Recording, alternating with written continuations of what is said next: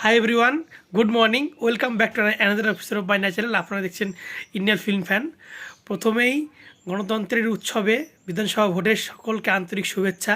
তোমরা সকাল সকাল গিয়ে তোমাদের গণতান্ত্রিক অধিকার প্রয়োগ করো এবং নতুন যারা ভোটার আছো তারা উৎসাহের সঙ্গে আনন্দের সঙ্গে নির্ভীকভাবে তোমরা নিজেদের ভোট প্রয়োগ করো।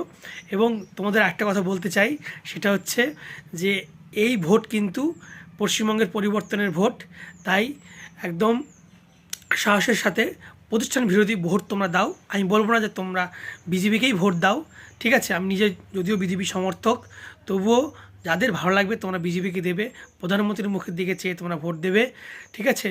শুভেন্দু অধিকারীর মুখের দিকে চেয়ে ভোট দেবে। সর্বোপরি পশ্চিমবঙ্গের ভবিষ্যতের কথা ভেবে তোমরা ভোট দেবে। তোমরা যাকে ভালো লাগে নির্ভয়ে তোমার পছন্দের প্রার্থীকে তোমরা ভোট দাও। এবং একটা কথা বলি, যারা যেমন দেবের ফ্যান, দেব তো যেহেতু বর্তমানে টিএমসি সাংসদ, তাই ভাবছে যে কী করে আমরা প্রতিষ্ঠান বিরোধী ভোটটা দিই। আমি তোমাদের বলি, দেব কিন্তু একদমই হিন্দু বিরোধী নয়। সে কিন্তু জয় শ্রীরাম স্লোগানও দেয় এবং সকলকে নিয়ে চলতে ভালোবাসে এবং সকলকে সম্মান করে। শুধু প্রশাসনিক কারণে এবং তার পেশার কারণে তাকে কিন্তু সমর্থন করতে হয়েছে।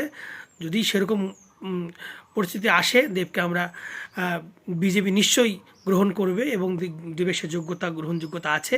হ্যাঁ, তোমরা একসঙ্গে দেবকেও পাবে, হিরণকেও পাবে এবং রাঘব চাড্ডার ওয়াইফ কিন্তু পরিণীতি চোপড়া, হয়তো আমাদের যদি কপাল ভালো থাকে তাকে কিন্তু আমরা পেতে পারি। হ্যাঁ, তো সকলকে বলবো, তোমরা এই ভয়ে ভেবে তোমরা ভোট দেবে না যে টিএমসিকে ভোট দিতে হবে কারণ দেব টিএমসি করে। দেব শুধু একটা এখন কী বলবো, সময়ের শিকার। তোমরা প্রতিষ্ঠান বিরোধী ভোট দাও, পশ্চিমবঙ্গের স্বার্থে ভোট দাও, পশ্চিমবঙ্গের ভবিষ্যতের কথা ভেবে ভোট দাও। তাই তোমরা নির্ভয়ে একদম মন খুলে তোমরা এই গণতন্ত্রের উৎসবকে তোমরা সাফল্যমণ্ডিত করো। ধন্যবাদ।